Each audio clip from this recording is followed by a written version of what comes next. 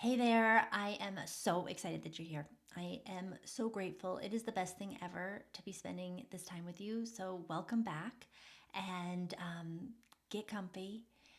Put your AirPods on, go for a walk, start that drive, whatever you're doing, and let's talk affirmations. So, affirmations are something I just absolutely love. I love affirmations. They are something that to be honest, took me a little while to kind of get my mind wrapped around. And what I mean by that is to like actually believe in them. And because they do seem a bit woo woo, right? They just seem like, how does it work to say like, how does it make an impact in your life to say these positive words to yourself? But the truth is that they do work.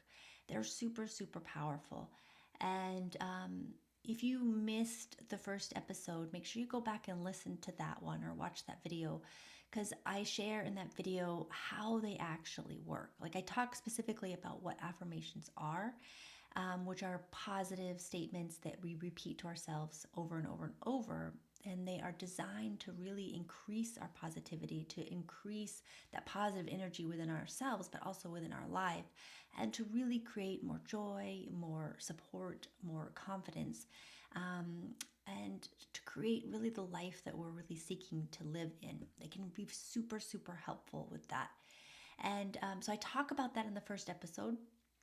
I talk about how they actually work, which has to do with your brain, which has to do with neuroplasticity. There's research, there's science behind it.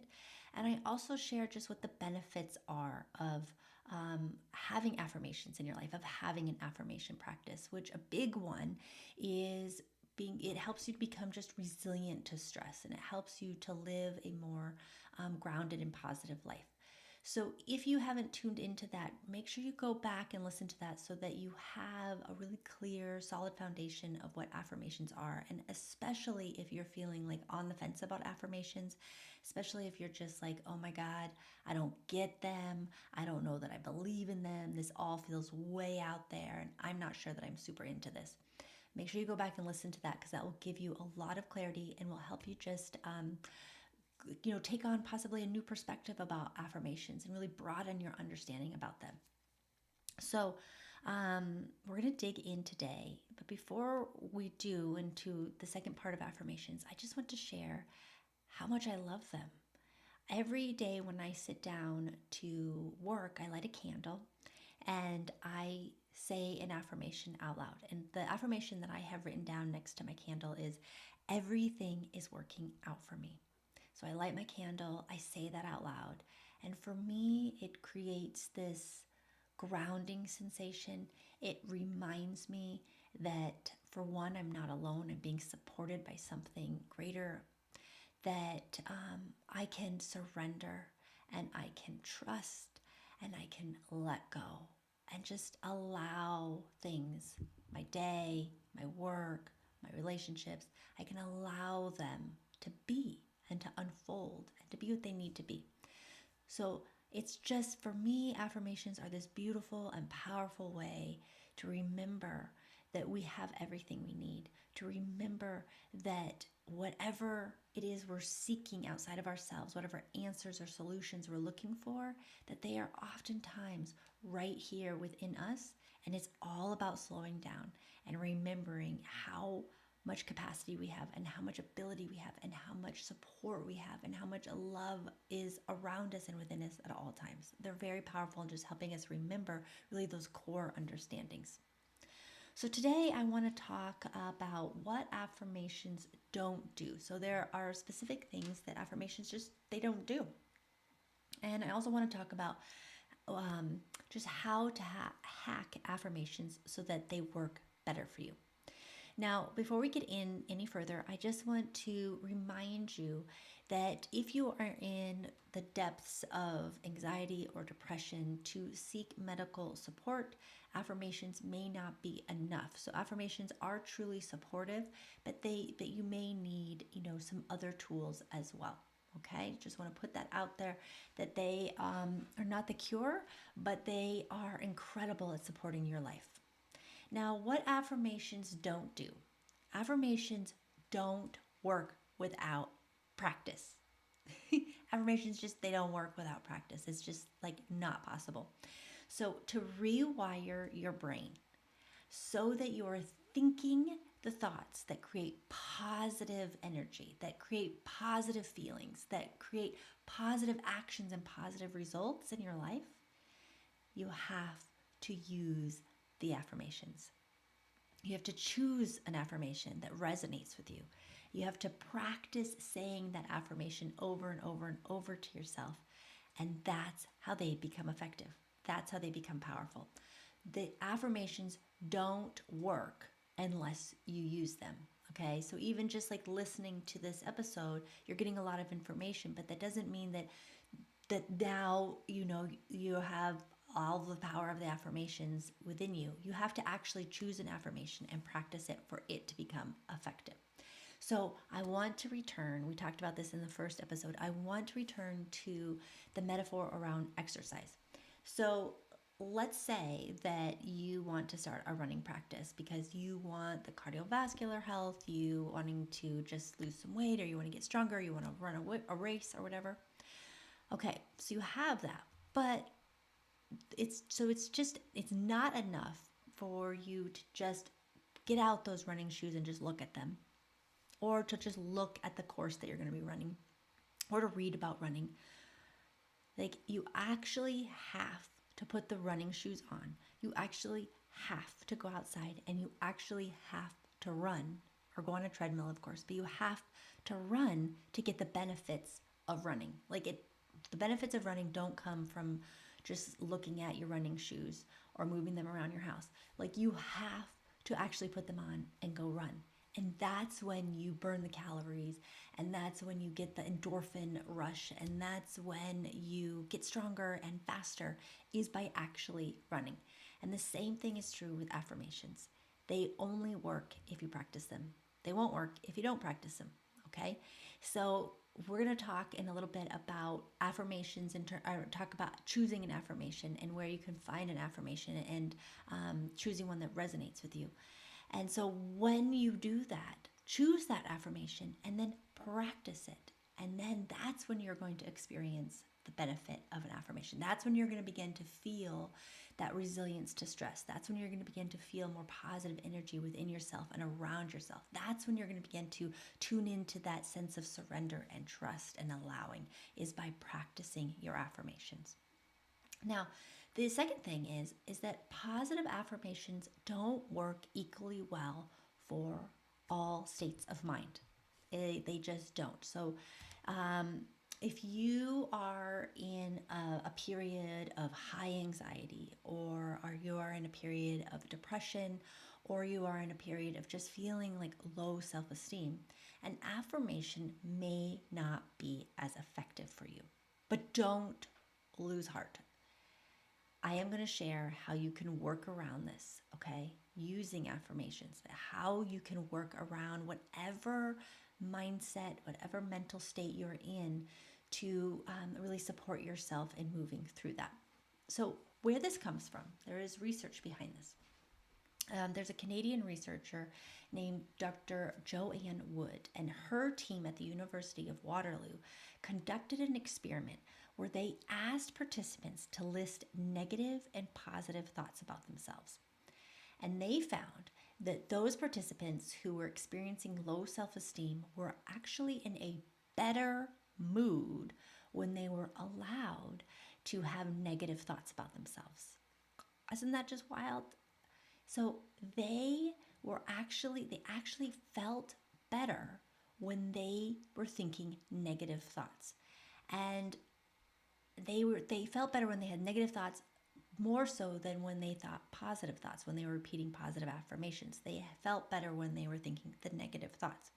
And this feels like, holy cow, that seems crazy. Like, why would you feel better thinking negative thoughts? Well, there's a reason for this.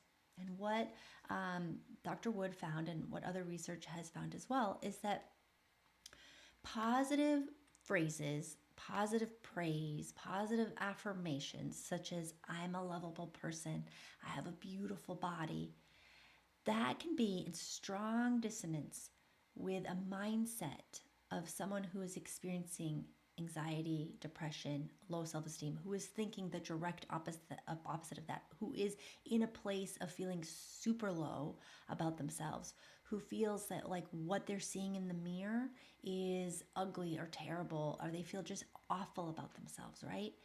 That individual who is feeling really kind of in the lows, in the depths, is not able to take a positive affirmation and hold on to it and believe in it and let it carry them through.